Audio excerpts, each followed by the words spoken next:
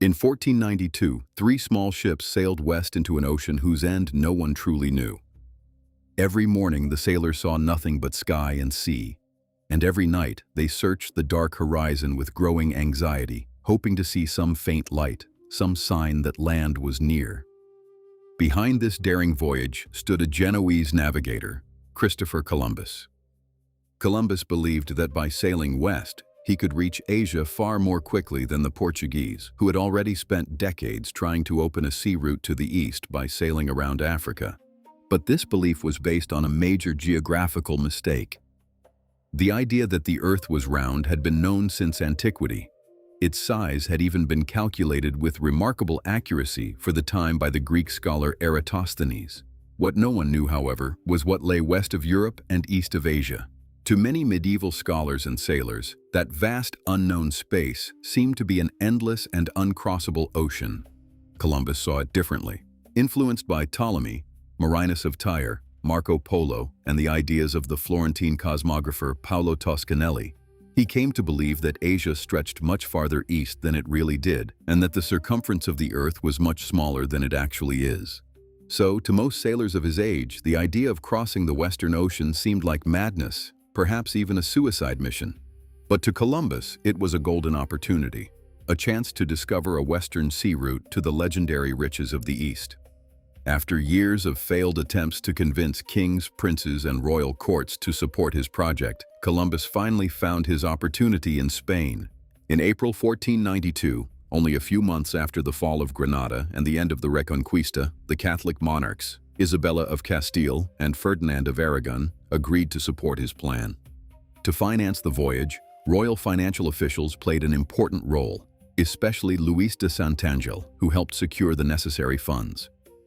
As for the ships and their crews, the expedition depended heavily on the sailors of the region around Palos and Moguer.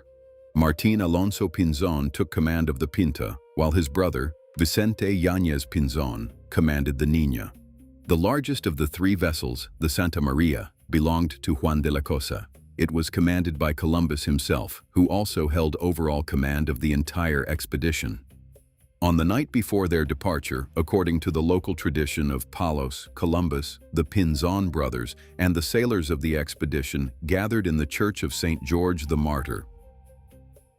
There, they prayed like men preparing to sail into an unknown sea, not knowing whether they would ever return. Then, in the silence of the final hours before dawn, they left the church and made their way toward the ships, which were waiting on the river for the tide and the right wind to begin their voyage. A few hours later, on August 3, 1492, the Santa Maria, the Pinta, and the Niña left Palos behind. Their first destination was one of the westernmost archipelagos of the known world, the Canary Islands. But only 3 days after their departure, the Pinta began to suffer a serious problem with her rudder. For the sailors, this was more than a technical difficulty. It was a bad omen. If one of the three ships was already in danger before they had even reached the open Atlantic, what would happen when they were hundreds of leagues away from any shore? Columbus suspected that the damage may not have been accidental. Perhaps some men had already regretted joining the voyage. A few days later, on August 9th, the ships reached the island of Gran Canaria. The Pinta remained there so that her rudder could be repaired, while Columbus, with the other two ships, sailed to La Gomera to gather the expedition's final supplies. At the same time, Columbus began looking for another ship in case the Pinta could not continue the voyage. In the end, however, her rudder was repaired, and on September 6th, the three ships sailed west, leaving the Canary Islands behind, and with them, the known world. The voyage into the unknown had truly begun.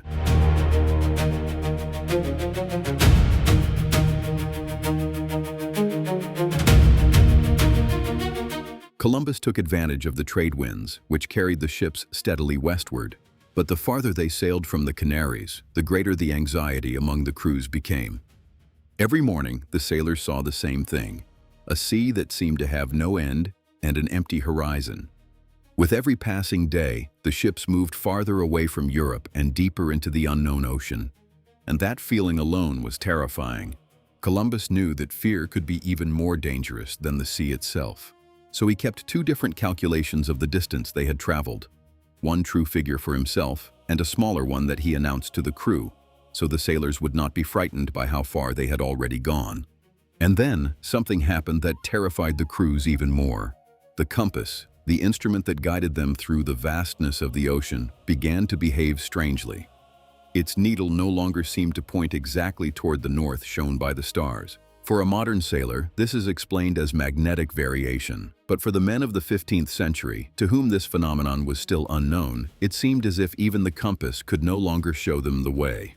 Columbus tried to calm the crew by offering an explanation. It was not the compass that had changed, he told them, but the position of the North Star in the sky. Then, something even stranger appeared. The sea began to fill with floating seaweed. Large green masses drifted around the ships. At first, the sailors began to hope that if there was seaweed, land must be somewhere nearby. But no land appeared, and as the seaweed became more abundant, hope slowly turned into fear. In this strange and motionless sea, the sailors began to worry that the weeds might trap their ships, or that hidden beneath them were reefs that could tear open their hulls. In reality, the ships were in no danger from this phenomenon. They were simply passing through the region of the Atlantic that would later become known as the Sargasso Sea. On September 25th, the cry everyone had been waiting for was finally heard. Land. Martín Alonso Pinzón believed he had seen land to the northwest, somewhere on the horizon. Columbus changed course in that direction. The men stared ahead, trying to make out coastlines, mountains, trees, any sign that land was truly there. But soon it became clear that what Martín Alonso Pinzón had seen was not land at all. It was a cloud.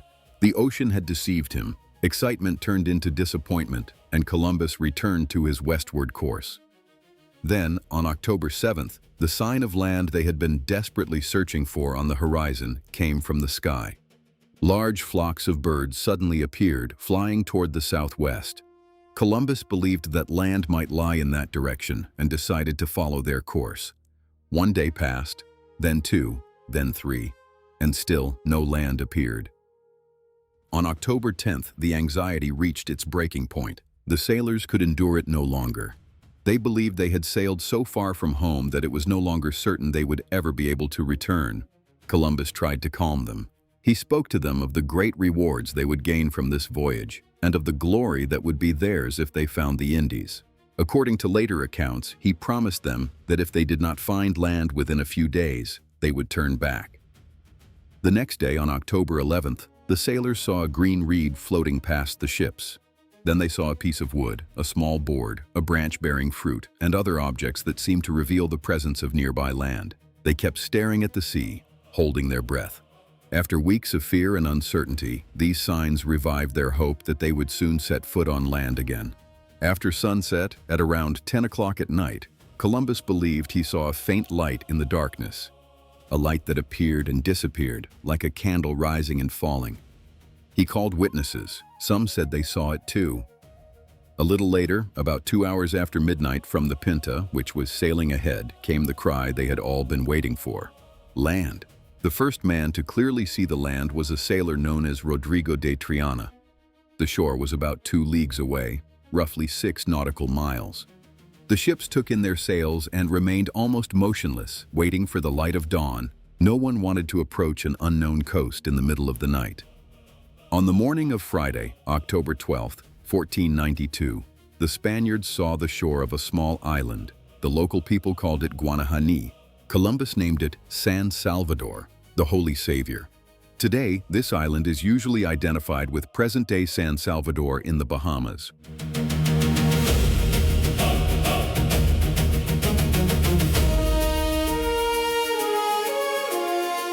The landing was carried out with ceremony. Columbus went ashore in a boat, accompanied by an armed party carrying the royal banner. With him landed Martín Alonso Pinzón and Vicente Yáñez Pinzón. The two captains carried banners marked with a green cross and the initials of the monarchs, Ferdinand and Isabella. In front of those present, Columbus declared that he was taking possession of the island in the name of the sovereigns of Castile. Around them stretched an exotic landscape unlike anything Europeans had ever seen before. A short distance away, the inhabitants of the island, the Lucayan Taíno, watched the strangers who had arrived from the sea. The first encounters were peaceful. But from the very beginning, it was clear that an enormous cultural gap separated the two worlds. Columbus gave the islanders red caps, glass beads, and other small objects of little value. They, impressed by the strangers and their ships, came closer, some swimming, others paddling in canoes, bringing parrots, cotton thread, spears, and other items to exchange. Columbus observed them with fascination. He recorded that they had no iron weapons, and that when swords were shown to them, some of them took the blades in their hands and cut themselves, not knowing how they were used. He was struck by their physical appearance, by their willingness to trade what they had, and by the ease with which they approached the newcomers. But within these same descriptions, the darker side of this encounter already begins to appear. Columbus immediately thought that they could easily be converted to Christianity, that they could serve the Spaniards, and that they could be used as guides and interpreters. He even noted that he intended to take some of them back to Spain so that they could learn the language. The fear of the endless ocean had now given way to the confidence of power, the power of men who found themselves facing a people with far less advanced military technology. Columbus believed he had reached one of the many islands of Asia, and that the road to the wealthy lands of the East, described by Marco Polo, was now close. He did not know that between Europe and Asia, beyond the ocean he had crossed, there lay a continent far larger than Europe, and beyond it, an even greater ocean, the largest on the planet. But this mistaken belief changed world history forever. The moment Columbus set foot on Guanahani was not simply the end of a voyage. It was the beginning of lasting contact between Europe and the Americas. A contact that would bring exchanges, explorations, and new maps, but also conquest, exploitation, slavery, and destruction for countless indigenous peoples. From that moment on, nothing would ever be the same again.